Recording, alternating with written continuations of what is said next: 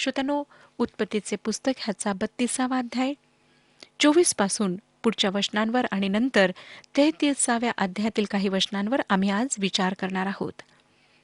उत्पत्तीचे पुस्तक 32वा अध्याय 24वे वचन सांगतं, याकूब एकटाच मागे राहिला, तेव्हा कोणा पुरुषाने त्याच्याशी पहाट होईपर्यंत झोंबी केली. एकांतात परमेश्वराच्या समक्षतेत जाण्याने एक नवीन सामर्थ्य, एक आगळी शांती आणि एक विशेष आनंद आम्हाला प्राप्त होतो. मला माहीत नाही की याकोब एकटा मागे का राहिला आणि त्याच्या मनात काय विचार होते. याकोबाची सध्याची गरज जरी खोलवर असलेली आत्मिक भूक नसली तरी त्याच्या जीवन मरणाचा प्रश्न होता आणि देवाची कास धरल्याशिवाय आता त्याला गत्यंतर नव्हते. आपल्या भयाचा सामना देवासमोर त्याला एकट्याला करायचा होता. 24वे वचन आम्हाला सांगतं, याकूब एकटाच मागे राहिला. याकूब आपल्या कुटुंबाविना एकटा राहिला, पण त्या रात्रीच्या एकांतामध्ये त्याने कोणाशी झोंबी केली. मला वाटतं की त्याने प्रार्थनेमध्ये फार अत्याग्रहाची विणवणी देवासमोर मांडली. एक प्रकारची झोंबीच त्याने परमेश्वराशी केली होती. त्याच्याशी ज्या पुरुषाने झोंबी केली तो देवदूत म्हणजेच मानव देह धारण करण्यापूर्वीचा येशू ख्रिस्त होता, असे अभ्यासकांचे मत आहे. तो परमेश्वर होता याचा पुरावा होशे संदेशाच्या संदेशातून आम्हाला सापडतो. होशेचे पुस्तक 12वा अध्याय 1 ते 5 वचने सांगतात. होशेचे पुस्तक 12वा अध्याय 1 पासून 5 वचने. एफ्राईम वाऱ्यावर चरतो आणि पूर्वेच्या वाऱ्याच्या मागे लागतो.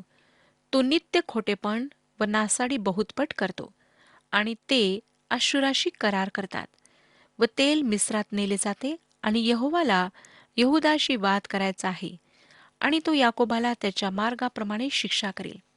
तो त्याला त्याच्या कर्मास अनुरूप असे प्रतिफळ देईल.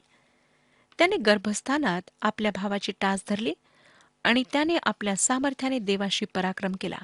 होय, तो दूताशी पराक्रम करून प्रबळ झाला. त्याने रडून त्याच्याजवळ विनंती केली. तो त्याला बेथेला सापडला आणि तेथे तो आम्हाशी बोलला.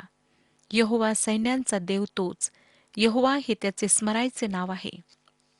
श्रोत्यानो, त्या रात्री याकोबाने यहोवाशी मानव देह धारण करण्यापूर्वी असलेल्या येशू ख्रिस्ताशी झोंबी केली. यानंतर 25वे वचन पहा.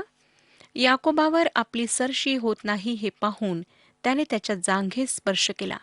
तो याकोब त्याच्याशी झोंबी करीत असता ती उखळली. श्रोत्यानो, याकोबाने त्या पुरुषाला सहजासहजी आपल्या हातातून निसटू दिले नाही. त्याने त्याच्यावर सरशी केली आणि शेवटी त्या पुरुषाने त्याच्या मांडीला स्पर्श केल्याने त्याच्या मांडीचा खोलगा उखळला. पुढे 26वे वचन सांगते, मग तो म्हणाला, पहाट होत आहे, मला जाऊ दे. तो म्हणाला, तू मला आशीर्वाद दिल्या वाचून मी तुला जाऊ द्यावयाचा नाही. प्रार्थना, अत्याग्रहाची, कळकळीची प्रार्थना, देवाचे उत्तर मिळेपर्यंत केलेली प्रार्थना ही देवाबरोबर केलेली एक प्रकारची झोंबी आहे. त्याने दिलेली अभिवचने घेऊन आपण त्याला प्रार्थनेमध्ये अत्याग्रहाने मागू शकतो. जॉन नॉक्स या देवाच्या सेवकाने जेव्हा देवाजवळ राहिलीचे वाक्य घेऊन प्रार्थना केली, तेव्हा त्याने निश्चितच संजीवनाविषयी देवाची अभिवचने घेऊन देवाजवळ मागितले असेल. मला माझा देश दे, नाही तर मी मरेन. हा एकच आग्रह त्यांनी आपल्या प्रार्थनेत लावून धरला आणि याकोब म्हणाला, तू मला आशीर्वाद दिल्या वाचून मी तुला जाऊ देणार नाही. श्रोत्यानो, आम्ही योग्य कारणासाठी देवाच्या इच्छेनुसार असलेल्या मागण्यांकरिता देवाजवळ अत्याग्रहाची विनंती करू शकतो. लूका शुभवर्तमान 18वा अध्याय 1 वचन आम्हाला सांगतं, आणखी त्यांनी सर्वदा प्रार्थना करावी व थकू नये याविषयी त्याने त्यांना दाखला सांगितला. आम्ही देवाजवळ अत्याग्रहाने मागावे यासाठी या अध्यायात 2 ते 8 या वचनांमध्ये प्रभू येशूने अत्याग्रही विधवेचा दाखला सांगितला. आम्ही देवाजवळ मागावे असा आदेश त्याने आम्हाला अनेक वेळा दिलेला आहे. योहान शुभवर्तमान 14वा अध्याय आणि 13व्या वचनात प्रभू येशू म्हणतो, आणि तुम्ही जे काही माझ्या नावाने मागाल ते मी करीन, यासाठी की पुत्रामध्ये बापाचे गौरव व्हावे. 14व्या वचनात तो पुन्हा म्हणतो, जर तुम्ही माझ्या नावाने माझ्याजवळ काही मागाल तर ते मी करीन. त्यानंतर योहान शुभवर्तमान 15वा अध्याय 7व्या वचनात त्याने सांगितले आहे, तुम्ही माझ्यामध्ये राहिला व माझी वचने तुम्हामध्ये राहिली, तर जे काही तुम्हाला पाहिजे ते तुम्ही मागा, म्हणजे ते तुम्हाला मिळेल. तुम्हाला त्या सुरफुनकी बाईची गोष्ट माहीतच असेल. ती यहुदी नव्हती आणि तिची परीक्षा घेण्यासाठी प्रभू येशूने तिला म्हटले, लेकरांची भाकर घेऊन कुत्र्यास घालणे हे ठीक नव्हे. तिच्या मुलीला भूताने पिडलेले होते व तिच्या आरोग्यासाठी ती येशू ख्रिस्ताजवळ विनंती करण्यास आली होती. तिने प्रभू येशूच्या या बोलण्याला जे उत्तर दिले ते आपण मत्तई शुभवर्तमान 15 अध्याय 27व्या वचनातून वाचूया. पण तिने म्हटले, खरेच प्रभू, तरी कुत्रीही आपल्या धन्याच्या मेजावरून पडलेला चूर खातात. आणि 28वे वचन सांगते, तेव्हा येशूने तिला उत्तर देऊन म्हटले, बाई, तुझा विश्वास मोठा, तुझ्या इच्छेप्रमाणे तुला हो. आणि त्याच घटकेपासून तिची मुलगी बरी झाली. श्रोत्यांनो, आम्ही ख्रिस्ताकडे विश्वासाने व आग्रहाने मागावे ही देवाची इच्छा आहे. आज आमच्या ख्रिस्ती मंडळांची दैन्य अवस्था ह्यासाठी आहे की आमच्या मंडळांसाठी प्रार्थना करणारे लोक कमी आहेत. किती आग्रहाने ते प्रार्थना करतात हे मला माहिती नाही. सभासद आज आत्मिक रूपाने जितके देवाजवळ असायला हवेत तितके नाहीत. स्वतःच्या वैयक्तिक गरजांच्या पलीकडे देवाजवळ ते काही मागत नाहीत. आम्हाला मंडळांसाठी गुडघे झिजवणारे प्रार्थना योद्धे हवे आहेत, कारण प्रार्थनांच्याद्वारेच आम्ही अर्धे युद्ध जिंकतो. ही एक गूढ गोष्ट आहे आणि ह्या प्रार्थनेचे महत्त्व आम्हाला समजून घ्यायचे आहे. जोपर्यंत आम्ही प्रार्थनेमध्ये देवाबरोबर झोंबी करीत नाही, तोपर्यंत देवाचा आत्मा कार्य करीत नाही. देवाला आमच्या प्रार्थनांची गरज, मदत हवी आहे, अशातला भाग नाही श्रोत्यांनो. परंतु आम्ही प्रार्थनेच्याद्वारे आध्यात्मिक बाबींविषयी जबाबदारी पेलायला हवी. आणि जेव्हा आम्ही परमेश्वराजवळ नम्र अंतकरणाने मागू, विश्वासाने मागू, तेव्हा तो आमच्याकरिता सर्व काही करण्यास तयार आहे. आता आपण 27 आणि 28 ही वचने वाचूया. त्याने मग त्यास विचारिले, तुझे नाव काय? तो म्हणाला, याकोब. त्यावर तो त्यास म्हणाला, यापुढे तुला याकोब म्हणणार नाहीत, तर इस्रायल म्हणतील, कारण तू देवाशी व मनुष्यांशी झगडून प्रबळ ठरला आहेस. याकोब आता युक्तीने हिरावून घेणारा राहिला नाही, तर तो इस्रायल झाला, म्हणजे देवाशी झोंबी करणारा किंवा देवाचा सरदार असे त्याचे नाव बदलण्यात आले. आता त्याच्यामध्ये इस्रायलाचे नवीन स्वरूप प्रगट झाले. नंतर 29 आणि 30 वचने पुढे आम्हाला सांगतात, मग याकोबाने विचारिले, तुझे नाव काय ते सांग. तो म्हणाला, माझे नाव का विचारतोस? मग त्याने त्यास तेथेच आशीर्वाद दिला. मग याकोबाने त्या ठिकाणाचे नाव पनिएल, देवाचे मुख, असे ठेविले, कारण तो म्हणाला, मी देवाचे मुख प्रत्यक्ष पाहूनही माझा प्राण वाचला. या व्यक्तीने आपले नाव याकोबाला सांगितले नाही, पण अभ्यासकांच्या मते ही व्यक्ती म्हणजे प्रभूचा दूत, मानव देह धारण करण्यापूर्वीचा ख्रिस्त होता. याकोबाचे त्यावेळेस इतके धाडस झाले की त्याने त्याचे नावही विचारले, पण नंतर मात्र त्याला त्या सर्व अनुभवामुळे भीती वाटली असावी. आपण देवाचे मुख प्रत्यक्ष पाहिले तरी आपण जिवंत राहिलो, या देवाच्या कृपेची त्याला जाणीव झाली. आज आम्हाला देवाच्या समक्षतेची किंवा पवित्र आत्म्याच्या कार्याची फारशी जाणीव होत नाही, कारण देवाविषयीच्या आमच्या संवेदना पापामुळे बोथट झालेल्या आहेत. आम्हाला आमच्या जीवनातले व आजूबाजूच्या लोकांच्या जीवनातले पाप याची इतकी सवय झाली आहे की ते गलिच्छ व घृणास्पद आहे आणि त्यात राहण्यासाठी आम्हाला पाचारण झालेले नाही याची जाणीवही आम्हाला राहिलेली नाही. याच कारणामुळे आज आमच्या अनेक मंडळ्या मृतवत आहेत. अनेक लोकांचे जीवन मृतवत आहे. आत्मिक रूपाने आम्ही मृत झालेलो आहोत. म्हणून परमेश्वर आमच्या प्रार्थनांकडे कान लावत नाही. यशायाचे पुस्तक 59 अध्याय पहिल्या 2 वचनांमध्ये यशाया संदेष्टा लिहितो, पहा, तारण करवत नाही असा यहोवाचा हात तोकडा झालेला नाही आणि ऐकू येत नाही असा त्याचा कान जड झालेला नाही. परंतु तुमच्या अन्यायाने तुमच्यामध्ये आणि तुमच्या देवामध्ये येऊन तुम्हाला त्याच्यापासून वेगळे केले आहे आणि तुमच्या पापांनी त्याचे मुख तुम्हापासून झाकले आहे, म्हणून तो ऐकत नाही. श्रोत्यानो, जोपर्यंत तुम्ही व मी आपली पापे पदरी घेऊन नम्र भावाने परमेश्वराकडे ख्रिस्ताद्वारे येत नाही, तोपर्यंत आमची पातके परमेश्वर व आमच्यामध्ये अडखळण म्हणून राहतात व आमच्या प्रार्थना त्याच्यापर्यंत पोहोचत नाहीत. अशी स्थिती असताना आम्ही कितीही कळकळीने नियमितपणे प्रार्थना केल्यात तरी आमच्या प्रार्थनांची उत्तरे आम्हाला कदापि मिळणार नाहीत. देवाकडे जाण्यासाठी आम्हाला पवित्र व्हावे लागते असे नाही, कारण ते शक्य नाही. परंतु आमची पापे धुतलेली, ख्रिस्ताचे नीतिमत्व आम्ही पांघरलेले व आमचा विवेकभाव देवाच्या वचनाने शुद्ध केलेला, अशा स्थितीत आम्ही ख्रिस्ताकडे येऊ शकतो. आज स्वतःच्या जीवनाचे परीक्षण करा. आता 31 आणि 32 वचने पुढे आम्हाला सांगतात. 31 आणि 32 वचन. तो पनिएल सोडून चालला असता सूर्योदय झाला आणि तो आपल्या मांडीमुळे लंगडत चालला. म्हणून इस्रायल लोक जनावरांच्या जांघेचा स्नायू आजवर खात नाहीत. याचे कारण हेच की त्याने याकोबाच्या जांघेच्या स्नायूला स्पर्श केला. याकोबाला पूर्णपणे ताब्यात घेण्यासाठी देवाला याकोबास लंगडे बनवणे भाग पडले. परंतु त्याने याकोबाला ताब्यात घेतलेच. सुरुवातीला हार पत्करण्यास याकोबाने अगदी नकार दिला. तसा त्याचा हार पत्करणारा स्वभाव नव्हताच. त्याला काही युक्त्या माहीत होत्या. त्यांच्या जोरावर आपण जिंकू असे त्याला वाटले असावे, परंतु आपण जिंकणार नाही हे त्याच्या लक्षात आले. पण तो सहजासहजी शरण जाणारा नव्हता. आपल्या मोठ्या सामर्थ्याने परमेश्वर त्याला सहज खाली पाडू शकला असता, परंतु तसे करून त्याने याकोबाची इच्छा पराभूत केली नसती. श्रोत्यानो, देवाने ही परिस्थिती कशी हाताळली पहा. त्याने याकोबाच्या मांडीच्या खोलग्याला केवळ स्पर्श केला. देवाच्या बोटाच्या नुसत्या स्पर्शाने हा माणूस अगदी असहाय्य बनला. परंतु देवाने त्याला अगदी पराभूत केले नाही.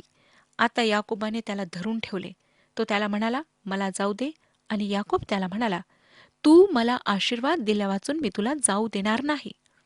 देवाशी संघर्ष करणे आता याकोबाने सोडून दिले, पण देवाचे चरण मात्र त्याने धरून ठेवले. आता इथून पुढे याकोब एक नवीन स्वभावाचा, आत्मिक स्वभावाचा माणूस होणार होता. तो देवावर अधिक विसंबून राहणारा माणूस बनणार होता. हा त्याच्यातला बदल अचानक नजरेस येणारा नव्हता. मानसशास्त्रज्ञ आम्हाला सांगतात की आमच्या मज्जासंस्थेमध्ये काही विशिष्ट घटक असे असतात की आम्ही काही गोष्टी सवयीनुसार करतो. आपण सवयीचे गुलाम आहोत आणि त्या सवयी बदलायला वेळ लागतो.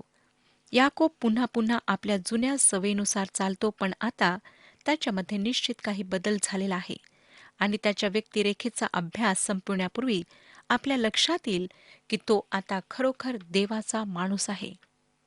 श्रोत्यानो, नवीन करारामध्ये दुसरा एक तरुण याकोबाचा मुलगा तारसरकर शॉल आपल्याला रोमकरास पत्र याच्या 7व्या अध्यायात त्याच्या संघर्षाविषयी सांगतो.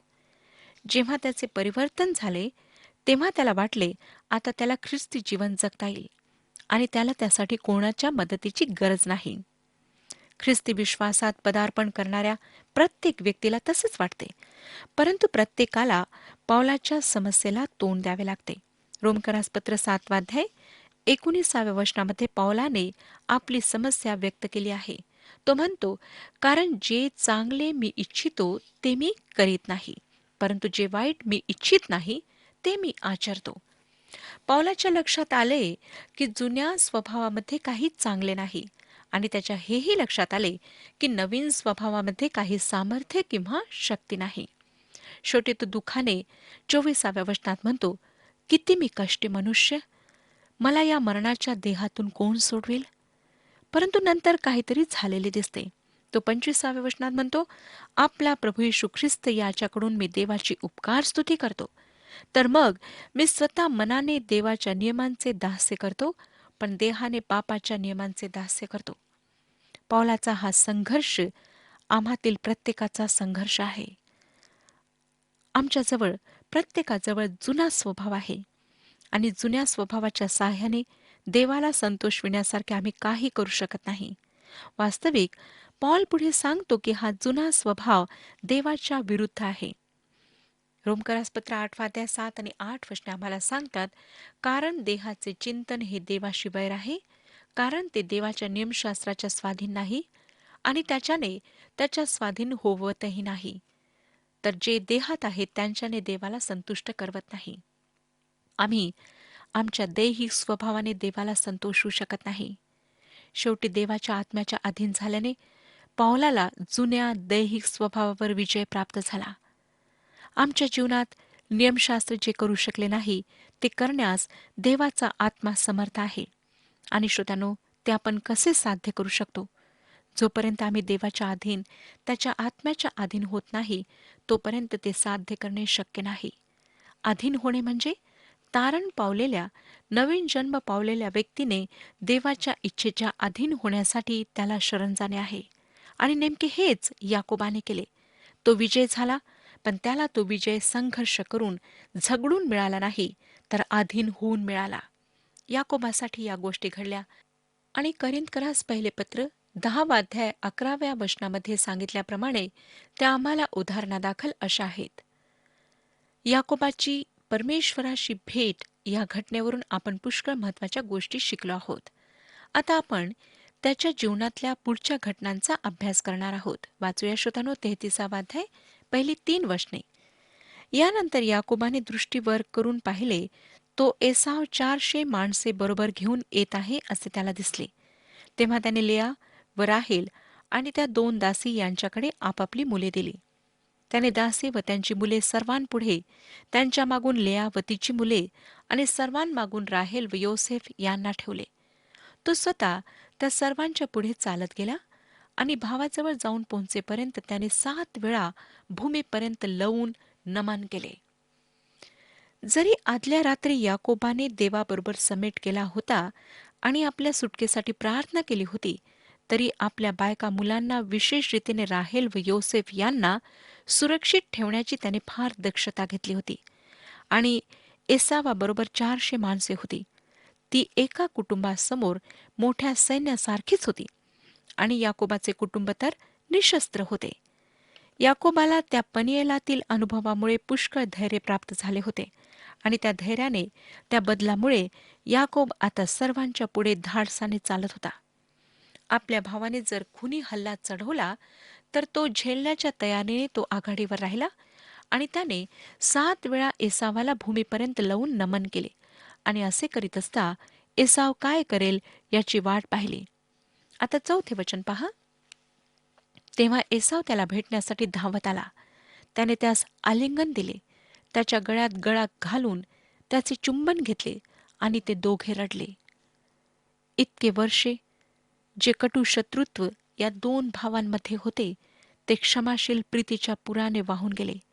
तिरस्कार, द्वेष आणि भीती यांची अडखळणे क्षणात दूर झाली आणि नवीन झालेल्या मैत्रीचा आनंद, कुटुंबाच्या ओळखी आणि बातम्यांची देवाणघेवाण ही सुरू झाली. 5 ते 7 वचनेनंतर सांगतात, एसावाने दृष्टीवर करून बायका मुली पाहिली.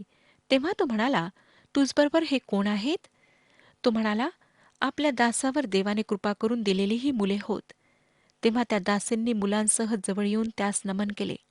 मग लेया व तिची मुले यांनीही जवळ येऊन त्यास नमन केले आणि त्यांच्या मागून योसेफ व राहेल यांनी जवळ येऊन त्यास नमन केले. एसावाला प्रत्येकाने योग्य आदरभाव दाखवून नमन केले. याकोबाच्या वर्तनात आता एक प्रकारची नम्रता व ओलावा असल्याचे आपल्याला दिसून येते. नंतर 8 वचन. मग त्याने म्हटले, मला तुझा हा सर्व तांडा भेटला तो कशाला? तो म्हणाला, माझ्या स्वामीची कृपादृष्टी व्हावी म्हणून. असे दिसते की आपल्या युक्तीचा फायदा झाला असे याकोबाला क्षणभर खात्रीने वाटले, पण त्याच्या त्या युक्तीचा काही एक फायदा नव्हता. एसावामध्ये पुष्कळच बदल झालेला दिसतो. 9 वचन पहा. एसाव म्हणाला, माझ्यापाशी विपुल आहे, माझ्या बंधू तुझे तुलाच राहू दे. एसावाला याकोबाच्या त्या भेटीची काही गरज नव्हती. तो स्वतः धनाढ्य होता आणि त्याच्याबरोबर असलेली 400 माणसे बहुधा त्याचे संरक्षणासाठी व प्रतिष्ठेसाठी असलेले सैन्य होते. एसावाला याकोबाच्या या कृतीचे नवलही वाटलेले दिसते आणि आनंदही झालेला आहे, परंतु तरीही त्याला या भेटीची अजिबात अपेक्षा नव्हती. 10 आणि 11 वचने वाचूया. याकोब म्हणाला, नाही नाही, आपली मजवर कृपादृष्टी झाली असेल तर माझ्या हातची एवढी भेट घ्याच, कारण आपले दर्शन मला झाले हे जणू काय देवाच्या दर्शनासारखे आहे आणि आपण मजवर संतुष्ट झाला आहात, तर आपल्यासाठी आणलेली ही माझी भेट घ्याच, कारण देवाने मजवर कृपादृष्टी केल्यामुळे मला सर्व काही आहे. त्याने त्याला आग्रह केल्यावर त्याने ती भेट घेतली. श्रोत्यानो, एसावाला त्या भेटीची गरज नव्हती आणि शिवाय याकोबाची इच्छा ती भेट देण्याची खरंच आहे, हेही एसावाला जाणून घ्यायचे होते. नंतर 12वे वचन, मग एसाव त्याला म्हणाला, चला आपण वाटेस लागून पुढे जाऊ, मी तुझ्या पुढे चालतो. अशा प्रकारे श्रोत्यानो, परमेश्वराने पावलोपावली याकोबाचे मार्गदर्शन केले आणि त्याला सामर्थ्य पुरवले, त्याचे रक्षण केले. तोच परमेश्वर आमचा परमेश्वर आहे आणि तो आमच्या सर्व गरजा भागवण्याकरिता, आमच्या सर्व समस्यांचे समाधान करण्याकरिता तयार आहे. परमेश्वर आपणा सर्वांस आशीर्वाद देव.